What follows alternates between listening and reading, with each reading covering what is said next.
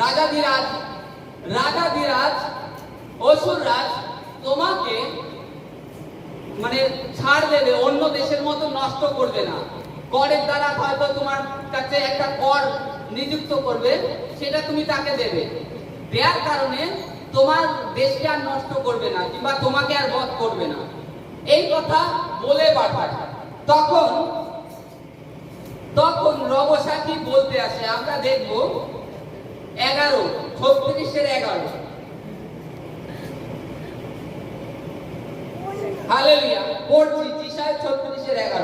তখন ইলিয়াকিম, শিমন ও যোয়াস রবশাখীকে কইলেন, বিনয় করি আপনার দাসদিগকে আরামীয় ভাষায় বলুন, কেননা আমরা তাহা বুঝিতে পারি। প্রাচীরের উপর স্থিত লোকেদের কর্ণগোচরে আমাদের কাছে জিহুদা ভাষায় কথা বলিবেন না। হালেলুয়া। রবশাখী যে যাকে বার্তা দিয়ে পাঠায় তার নাম রবশাখী, রাজা সেনাহেরিবের মন্ত্রী। আর সে বার্তা নিয়ে যে রাজাধিরাজ অসুর রাজের কাছে নত হও। রাজাধিরাজ অসুর রাজ সমস্ত আশপাশে যে সমস্ত দেশ, মিশর, পারসীয়, ফিলিস্তিন সমস্ত নষ্ট করে দিয়েছে। তুমি একাই একমাত্র এখানে দাঁড়িয়ে আছো, তুমিও তার কাছে নত হও। নত হয়ে তার কাছে তুমি স্বীকার করো, তার অধীনে আসো, তাতে তুমি রক্ষা পাবে, তোমার জেরুসালেমকেও বাঁচাতে পারবে, প্লাস তুমি নিজেও বাঁচবে। এইভাবে তখন বলে। তখন এই যে রবশাখী, সে জিহুদা ভাষায় কথা বলছিল। তা যখন হিজকিয়ের কাছ থেকে হিজকিয়ের কয়েকজন দূত গেলেন, তাদের নাম ছিল ইলিয়াকিম, শিমন ও যোয়াস।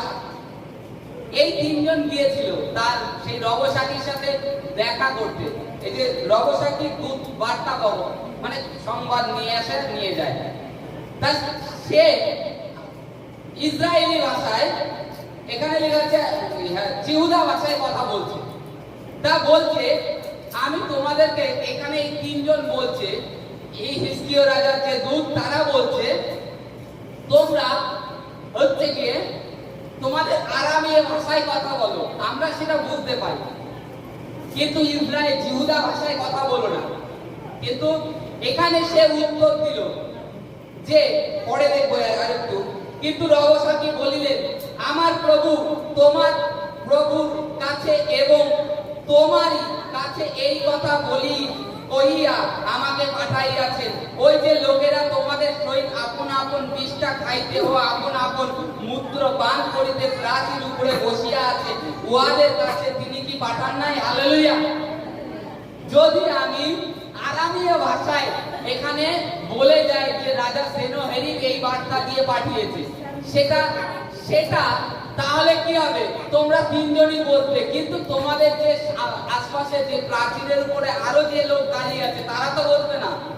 তা বলছে রাজাধিরাজ সেনাহেরিব কি বলেছে, যে ওই যে লোকেরা তোমাদের সহিত আপন আপন বিষটা কথার অর্থ বিষটা খেতে আর আপন আপন মূত্র পান করতে এসে, তাদের কাছে কি পাঠায়নি? এইভাবে জীবন্ত ঈশ্বরকে ধিক্কারি দিয়েছে। এই কারণে রাজা হিজকিয়, পরের পেজে যাব, এটা বার্তাবাহক দূত যে কথা বলে গেছে, 37:4 দেখো।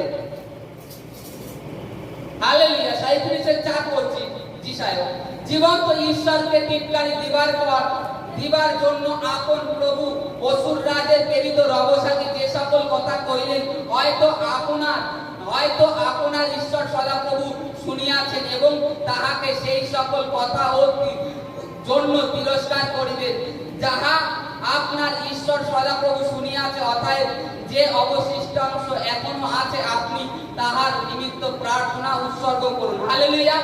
এখানে হিজকিয় রাজা যখন শুনলেন যে এইরূপ কথা রাজা সেনাহেরিব রবশাখীদের দ্বারা বলে গেছে, তখন রাজা কি করলেন জানেন? রাজা যুদ্ধের তৈরি করলো না, কিংবা তার কাছে নত শিকারের জন্য যে তার উপঢৌকন দেবে তা না, কোন দেশের যে অর্থ দিয়ে তাকে দিয়ে দেবে তা না, তা করেনি। সে কি করেছে, সোজা সোজা জেরুসালেম মন্দিরের দিকে দৌড়িয়েছে, সেখানে গিয়ে প্রার্থনা করেছে, আর সে ঈশ্বরের দাসকে বলে পাঠিয়েছে যে জীবন্ত ঈশ্বরকে এইভাবে রাজাধিরাজ অসুররাজ টিটকারি দিয়েছে, এই কথা বলে গেছে। তখন ঈশ্বরের বাক্য যিশায় ভগবানের কাছে আসে যে সে যে দেশ থেকে এসে সেই দেশেই ফিরে যাবে। আজকে আমাদের জীবনে কি হয়, যখনই একটা রোগ ব্যাধি আসে, একটা সিমটম আসে, তখনই মনে হয় আমাদের মধ্যে এটা অসুর রাজের কাজ, এটা হচ্ছে অসুর রাজের কাজ, আমাদেরকে ভীত করা। যেরকম অসুর রাজ বাক্য দ্বারা ভীত করছে, তখন হিজকিয়া কি করেছে, সঙ্গে সঙ্গে ঈশ্বরের দাসের কাছে দৌড়িয়েছে, ঈশ্বরের কাছে প্রার্থনা করছে, কি করেছে, নিজের বস্ত্র ছিঁড়েছে, হাঁটু গেড়ে সদাপ্রভুর কাছে প্রার্থনা করেছে যে ঈশ্বর, অসুররাজ আমার দেশকে আক্রমণ করেছে, তুমি জীবন্ত ঈশ্বর। আমি শুনেছি দাউদকে তুমি মেষের বাথান থেকে তুলেছো, আমি শুনেছি শাস্ত্রে লেখা আছে যে তুমি সমুদ্রকে দুভাগ করেছো। আমিও বিশ্বাস করি প্রভু তুমি এই রাজা সেনানিবের হাত থেকে আমাকে উদ্ধার করবে। এইরূপ প্রার্থনা উৎসর্গ করেছে। কিংবা হিজকিয়া রাজা পবিত্র শাস্ত্র বাইবেল পড়তেন তখনকার দিনে, তার সেইভাবে তুলে ধরেছেন যে প্রভু তুমি মিশর থেকে ফরাউন রাজের হাত থেকে ইসরায়েল সন্তানদেরকে বার করে নিয়ে এসেছিলে। এইরূপ ভাবে যিশায়া প্রার্থনা করতে দেখেছে, হিজকিয়া প্রার্থনা করতে দেখেছে। তখন যিশায়ার কাছে বাক্য উপস্থিত হলো, ঈশ্বর সদাপ্রভু তোমার প্রার্থনা শুনেছে, আর রাজা অসুররা যে দেশের থেকে এসেছে সেই দেশেই রিটার্ন যাবে।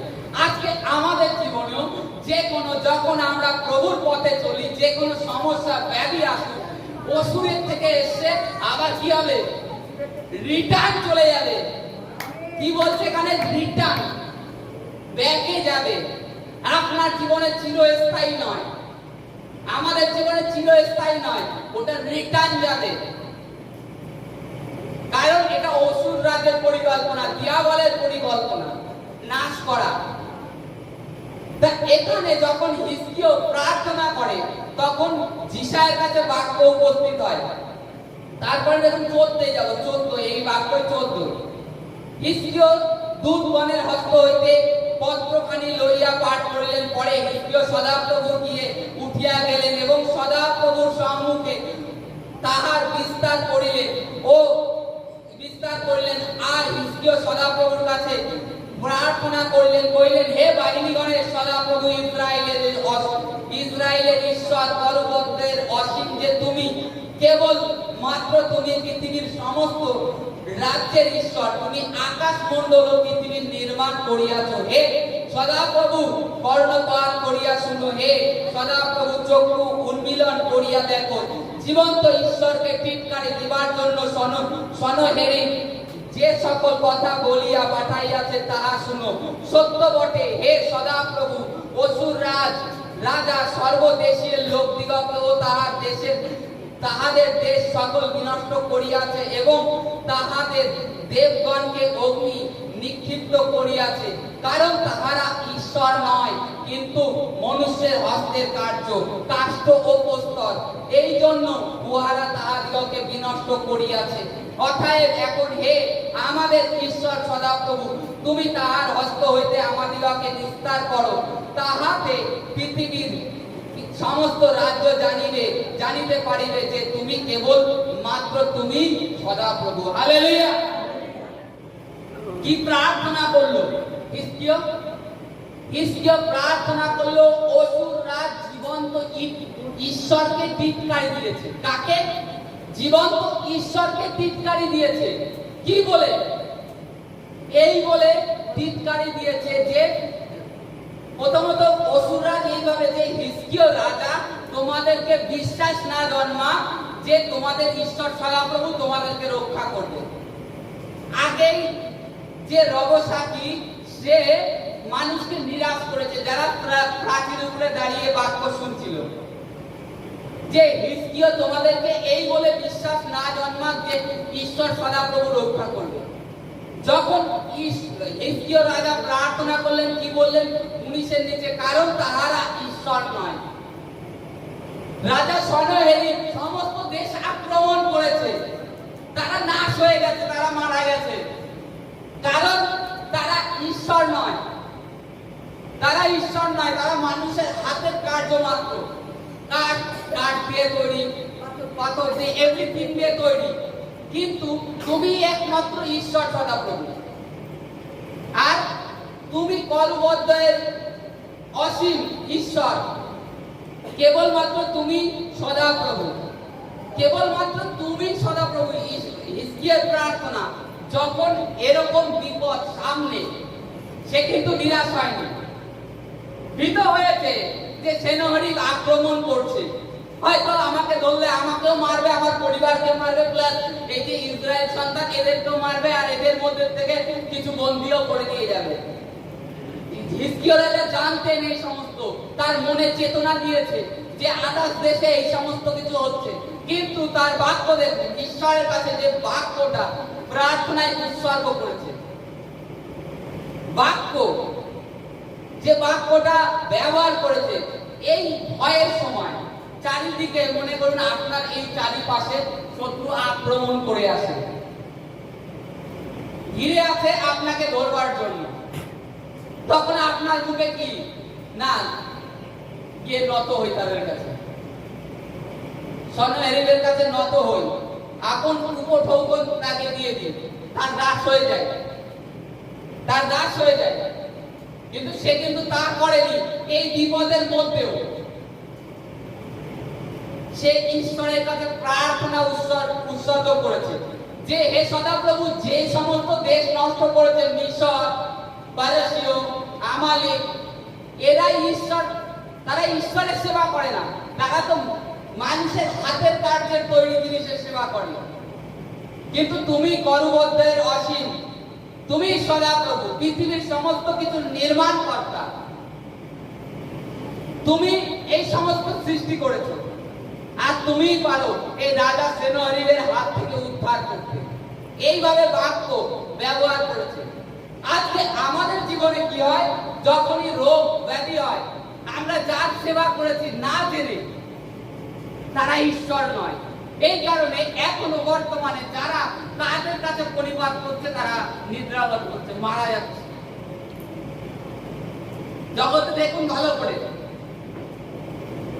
এটা আমি একজনকে জানি, সে হচ্ছে বড় কালিক সাধক ছিল, আমাদের বাড়ির দিক যেতে হাত পা দেখতো, সেই লোকটা না করতো একজনে, কেন এইরূপ তার জীবনে হয়ে গেল হঠাৎ? কারণ যার সেবা করেছে সে ঈশ্বর নয়, সেই ঈশ্বর নয়, মানুষের হাতের কার্য। আর দিয়াবল সেটাই তাকে অন্ধকারের মধ্যে ঢুকিয়ে রেখে দিয়েছিল। এই কারণে সে তার জীবনে মানে অল্পতেই তার আয়ু পূর্ণ হয়নি, চলে যেতে হয়েছে। আমি যাই এখনো পথের রাস্তার ওখান থেকে গেলে দেখতে মানে যেতেই পাবে। কেন এটা? সে তো তার জীবনে ভক্তি যতটা পেরেছে করেছে, কিন্তু সে এরকম হয়ে গেল কেন? তারা মানুষের হাতের কার্য খালি, ঈশ্বর নয়। কিন্তু আমরা যার আরাধনা করি সে হচ্ছে জীবন্ত ঈশ্বর, স্বর্গ পৃথিবীর মালিক। বাইবেলে তার বাক্যে লেখা আছে, যে কেউ ঈশ্বর ছাড়া প্রভুর আজ্ঞা মেনে চলে, তার বিধি মতে চলে, তার আয়ু পূর্ণ হবে। এবার আজকে বলতে পারেন অনেকে যে ঈশ্বরের সন্তানরা ঈশ্বরকে জানার পরেও কেন এরকম হচ্ছে? তারা সঠিকভাবে ঈশ্বরের বাক্য পথে মেনে চলেনি। এই কারণের জন্য ঈশ্বরের বাক্য মেনে চললে ঈশ্বর অর্ধেক আয়ুতে কখনো নেবে না। পক্ষকেশ বাইবেলে উল্লেখ করা হয়েছে, পক্ষকেশ। কোন রোগ ব্যাধির ক্ষমতা নেই যদি আপনি সঠিক বাক্য বলেন, সঠিক বাক্য ব্যবহার করেন, আপনার আয়ুর আগে নিতে। কোন রোগের ক্ষমতা নেই, কোন অসুরের ক্ষমতা নেই, কারণ আপনি ঈশ্বর সদাপ্রভুর আরাধনা করেন।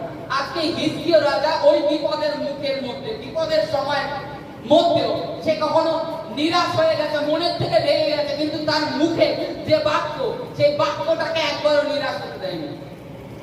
আমি শুনি আশপাশে আমাদের এলাকায় কিংবা আমাদের আশপাশে যেখানেই কাজ যায় কিংবা শুনি কোনো কিছু হলে সমস্যা, আমি হয়তো আর বাঁচবো না, হয়তো আমার সময় শেষ, এরকম বাক্য। বাইবেল এই কথা আমাদেরকে শেখায় না।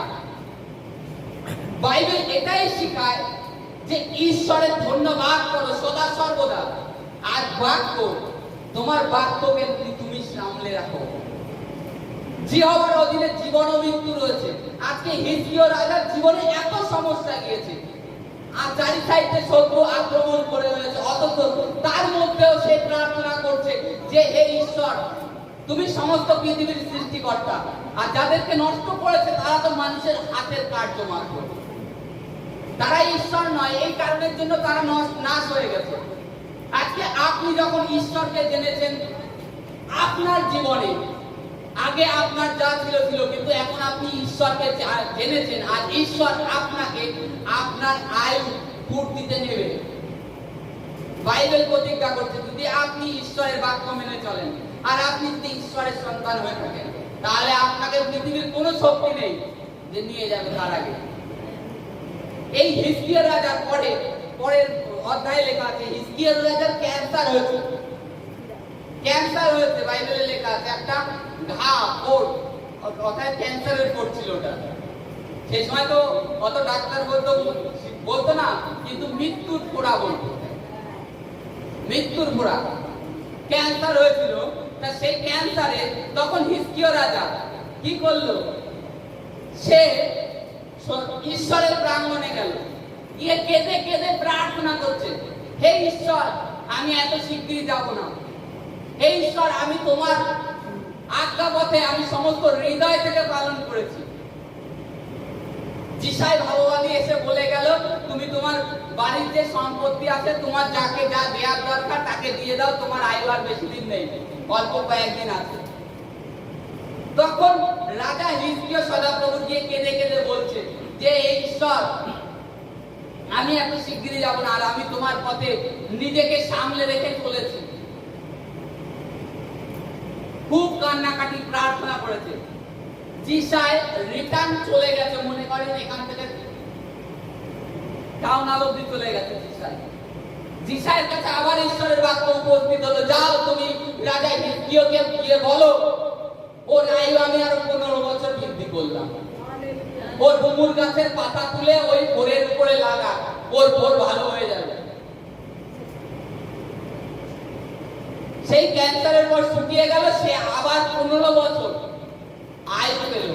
আজকে আমাদেরকে যে শিক্ষা দেয়, অসুর রাজের যতই আমাদের জীবনে আক্রমণ হোক না কেন, ব্যাধি সমস্যা রোগগ্রস্ত আসুক না কেন, আজকে তখন নাই অসুরের আক্রমণ ছিল, কিন্তু এখন বর্তমানে অসুরের আক্রমণ নেই, কিন্তু রোগের আক্রমণটা আছে। সেই আক্রমণ থেকে আপনি রক্ষা পাবেন, কারণ আপনি জীবন্ত ঈশ্বরের আরাধনা করেন। তারপরে দেখুন, আর ঈশ্বর ছেলে কি না করতে পারে।